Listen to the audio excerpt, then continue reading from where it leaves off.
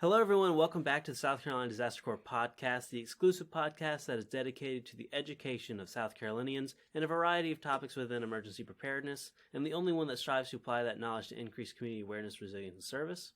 I'm your host, Sawyer Ruiz, and welcome to episode 7 of the South Carolina Disaster Corps podcast. Today, we're joined by Jonathan Webster, who's going to be speaking with us about first aid basics and some of his experiences at EMS. Go ahead and introduce yourself to the audience, Jonathan. I work for Anderson County EMS, and there I work as an EMT, so emergency medical technician, and I also do logistics for us. And I'm in paramedic school, so I'll be done with that in May. I'll be a nationally registered paramedic here in Anderson. Perfect. So first question, why is it important for the average citizen to have first aid training?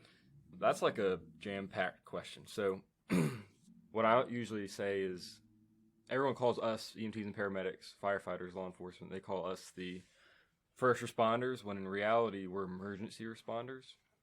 The first responders are the ones who, the everyday people who are on the scene first. They're the first ones there, they're the first ones to, in the realm of first aid, they're the first ones to provide first aid and the first care.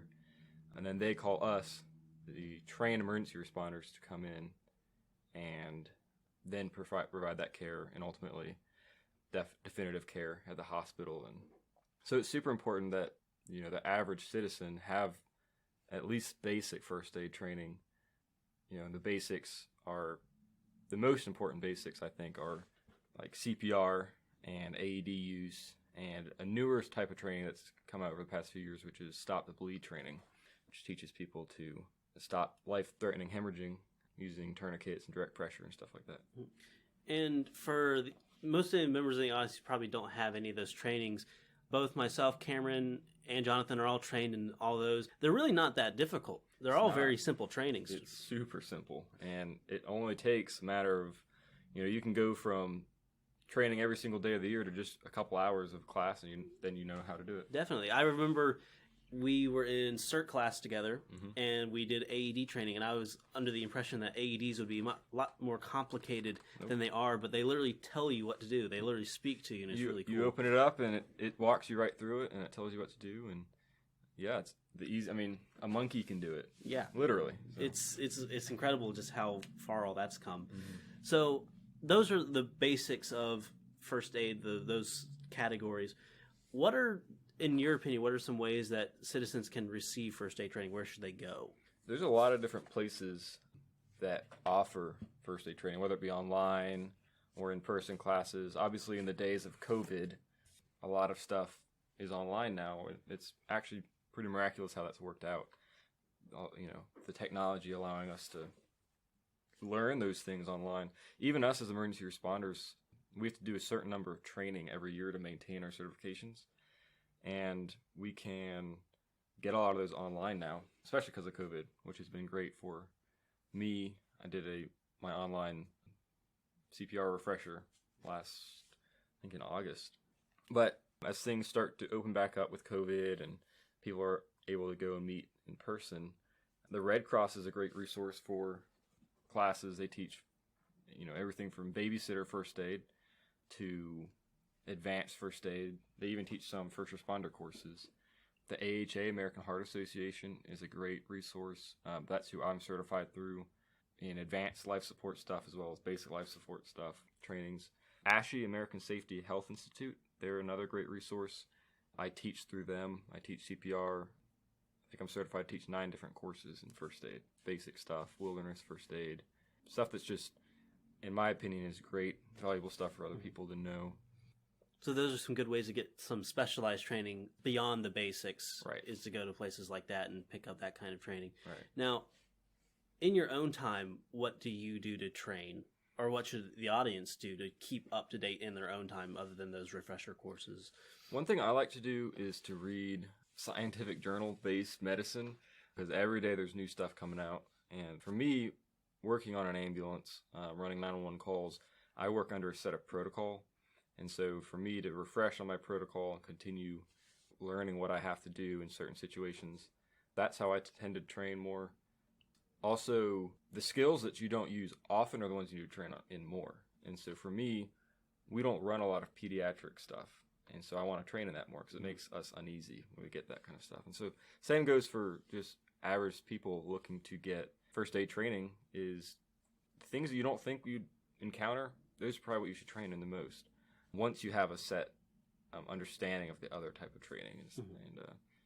But for sure, I would say that the biggest things everybody should know, and I think they teach it in high school and maybe even middle school now, are just CPR and AEDs. Those are the things that can save a life. Sudden cardiac arrest happens suddenly, and so yes, that's you have to be prepared and know how to do that. Same with the stop the bleed training I mentioned earlier. Is you don't expect some major bleeding to happen, but everyday car accidents happen. You could have contractors at your house cutting up some trees and chainsaw slip or an axe, and crazy things like that, they do happen.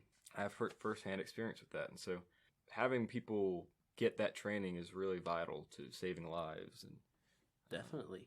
And we've promoted CERT, Community Emergency Response Team, a number of times on our show.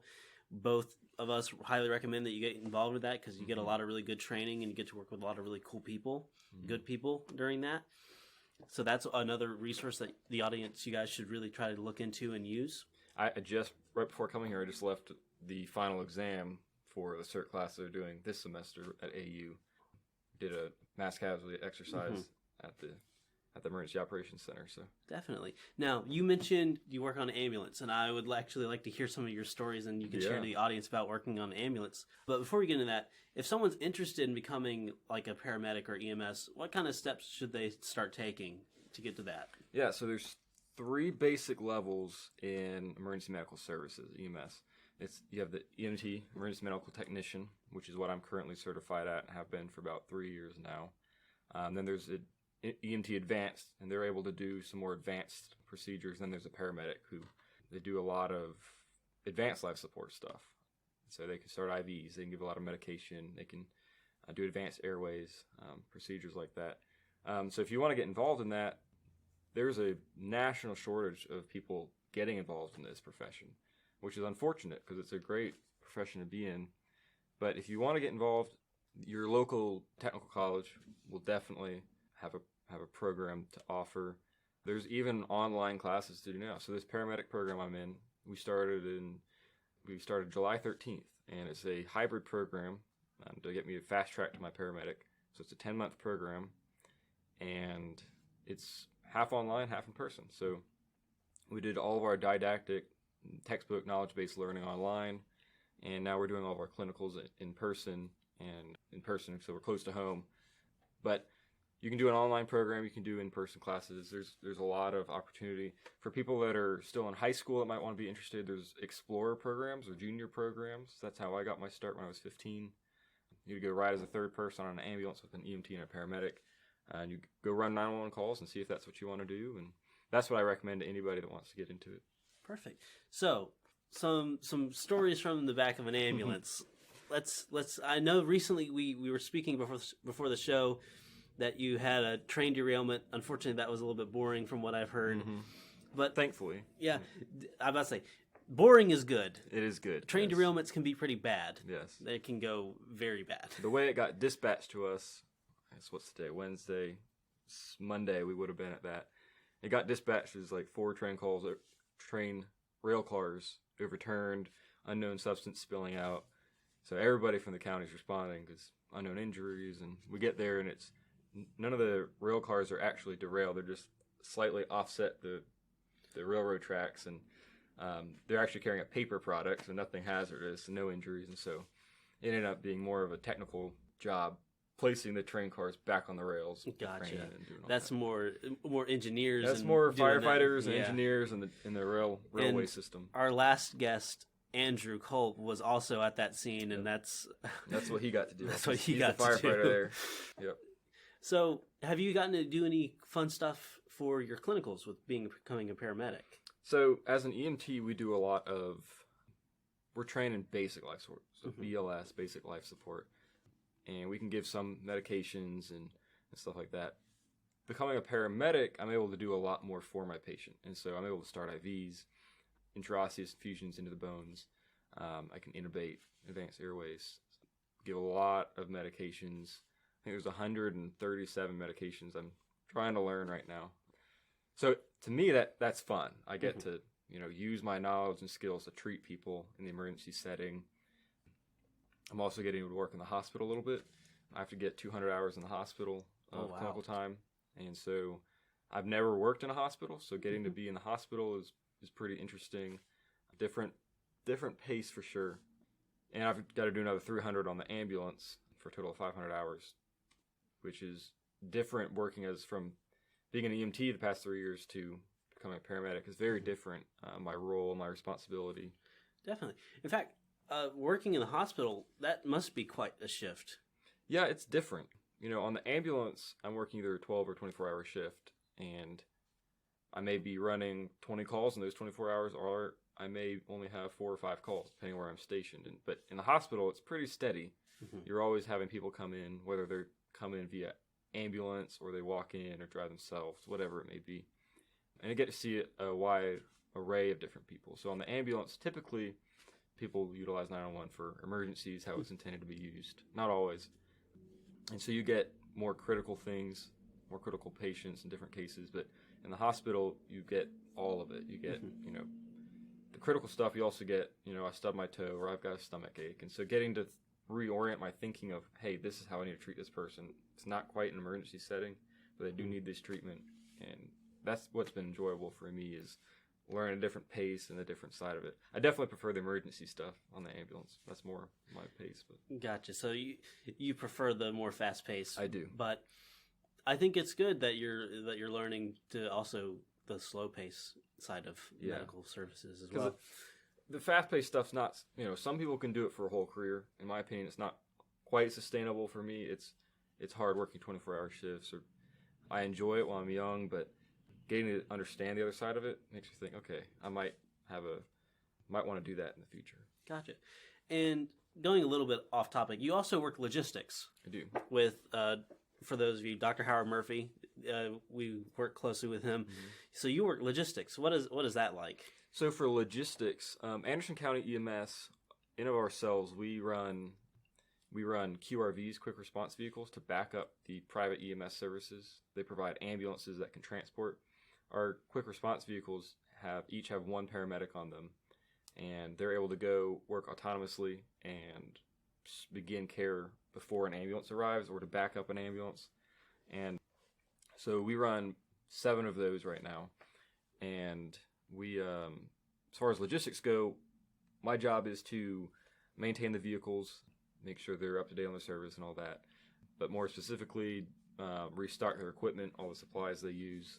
You know, anytime we start an IV, we have to bunch of different equipment that we use to start that. Any call, we're using equipment.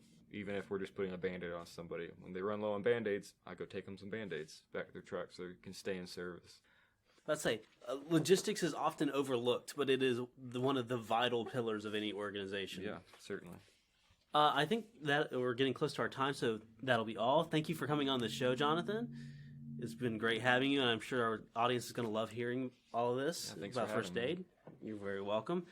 For any listener who has questions, you can email us at scdisastercorps@gmail.com, or you can follow us on Instagram, Facebook, or Twitter at scdisastercorps. If you're on YouTube, you can leave a comment in the comment section, and we can answer that as well.